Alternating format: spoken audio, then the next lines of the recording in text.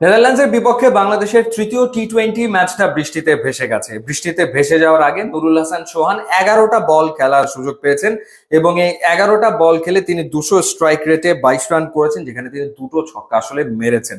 প্রথম দুইটা টি-20তে একাদশে ছিলেন না নুরুল হাসান সোহান, এবং এই ম্যাচটাতে তিনি যদি ব্যাট করার সুযোগ না পেতেন সেই ক্ষেত্রে এশিয়া কাপে তার আসলে মাঠে নামাটা অনিশ্চিত হয়ে যেত, অর্থাৎ প্লেইং ইলেভেনে তিনি থাকবেন কিনা সেই প্রশ্নটা আসলে উঠতো। কিন্তু এখন বলা যায় নুরুল হাসান সোহানকে এশিয়া কাপের ম্যাচগুলোতে আমরা হয়তো প্লেইং ইলেভেনে দেখবো, এবং এই প্রশ্নের উত্তরটা দিয়ে দিয়েছেন আসলে তাওহিদ হৃদয়। তাওহিদ হৃদয় তিনি 3 নম্বরে ব্যাট করতে নেমে 14 বল খেলে মাত্র 9 রান করেছেন 64.28 স্ট্রাইক রেটে। এবং তাওহিদ হৃদয় বেশ কিছুদিন ধরে আসলে স্ট্রাগল করছিলেন, কিছুদিন ধরে তিনি খুব ভালো স্ট্রাইক রেটে টি-20তে ব্যাট করতে পারছিলেন না। সেই জায়গাটাতে একটা প্রশ্ন আসলে ছিল, সেই প্রশ্নের উত্তর নুরুল হাসান সোহান দিয়ে দিলেন কিনা।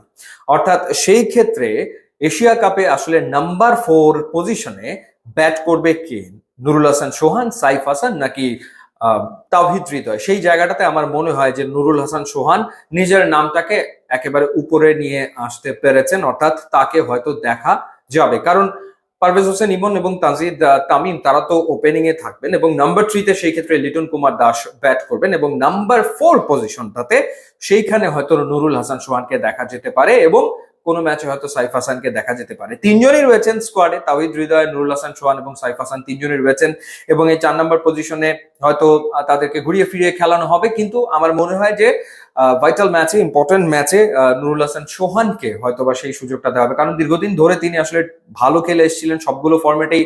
নিউজিল্যান্ড এ দলের বিপক্ষে তিনি দারুণ পারফর্ম করেছেন। এছাড়া ডোমেস্টিক সার্কিটে ঢাকা প্রিমিয়ার লিগ হোক বা বাংলাদেশ প্রিমিয়ার লিগ হোক, সেখানেও ভালো ক্রিকেট তিনি খেলেছেন, বা রংপুর রাইডার্সকে তিনি দারুণভাবে লিডও করেছেন বিপিএল এ কিংবা গ্লোবাল সুপার লিগে। তো সেই জায়গাটাতে নুরুল হাসান সোহানের যে অভিজ্ঞতা আছে, সেই অভিজ্ঞতা তাকেও আসলে আমার মনে হয় যে টিম ম্যানেজমেন্ট মূল্যায়ন করবে, এবং যদি মূল্যায়ন করে তাহলে 4-এ নুরুল হাসান সোহানকে হয়তো এশিয়া কাপের ম্যাচগুলোতে দেখা যেতে পারে। এবং সেটা যদি হয়, সেটা হলে সেটা মনে হয় না ডেফিনেটলি খারাপ হবে, বাংলাদেশের ব্যাটিং অর্ডারটা আর একটু হয়তো বা শক্তিশালী হবে। সো সুযোগ পাওয়াটা জরুরি ছিল, একাদশে থাকাটা জরুরি ছিল, এবং ব্যাট হাতে পারফর্ম করাটাও জরুরি ছিল।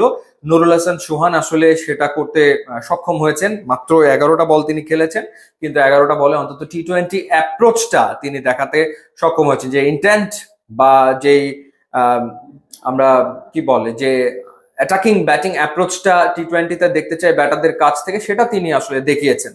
সো দেখা যাক কেমন করে বাংলাদেশ দল এশিয়া কাপে, এবং কেমন করেন নুরুল হাসান সোহান। ইউটিউব ইনস্টাগ্রাম লিঙ্ক দেওয়া আছে, আপনার যদি খুবই খুশি হবেন। Thanks for watching.